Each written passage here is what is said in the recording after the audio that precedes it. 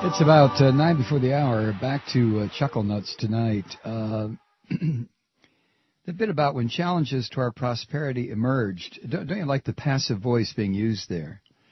No, it wasn't challengers to our prosperity emerging.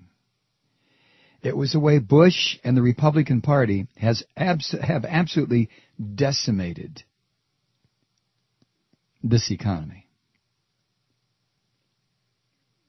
He says, we rose to meet those challenges. He goes on to say, facing the prospect of a financial collapse, we took decisive measures to safeguard our economy. Again, what does that mean? What decisive measures to safeguard the economy? These bandits, outlaws, bastards have destroyed the measures that were in place to safeguard the economy. The regulations that are absolutely necessary to prevent capitalism from devouring everything in its sight, which it will do. It is a merciless, murderous, warmongering, destructive economic system. And the only way you can prevent it from doing all that is to have a regulatory system that is powerful, that includes fines and jail time for the people who violate it. All that's gone. There's no regulatory ropes around this monster at all. So when Bush says we took measures to safeguard our economy, what the hell is he talking about? He says the toll would be far worse if we had not acted. In doing what? Giving $700 billion to the swinish financial banking industry that has destroyed us? Is that it? That's it. That's it. He says all Americans are in this together. No, we're not, George. You're not in this. Cheney's not in it. The elites in this country are not in it. What the hell are you talking about?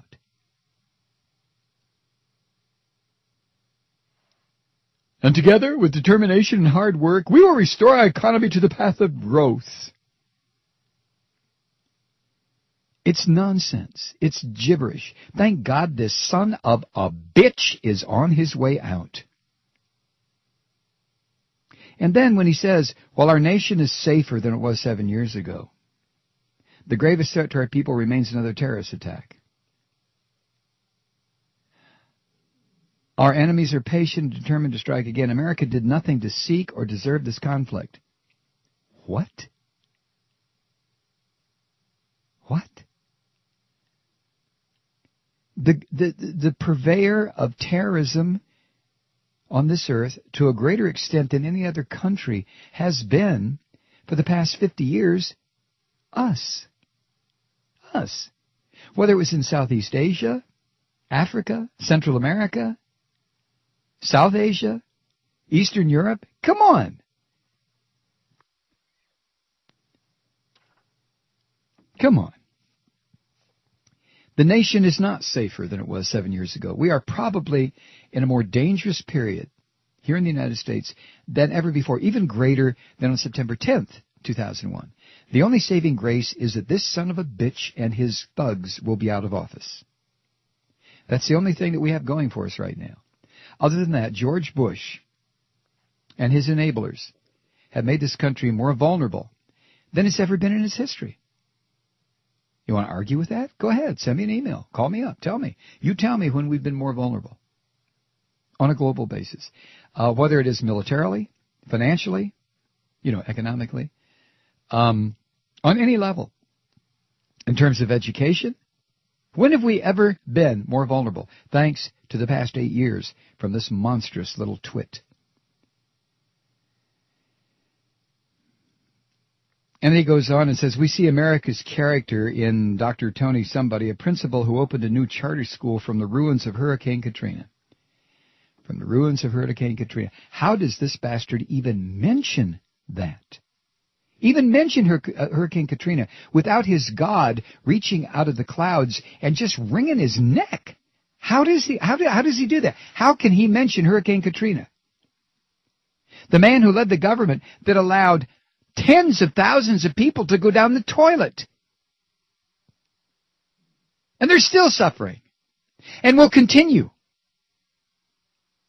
Oh my God.